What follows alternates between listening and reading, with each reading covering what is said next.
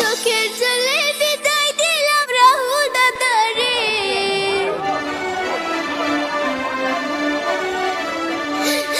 পর জন্মে আইসা তুমি আবার ফিরে।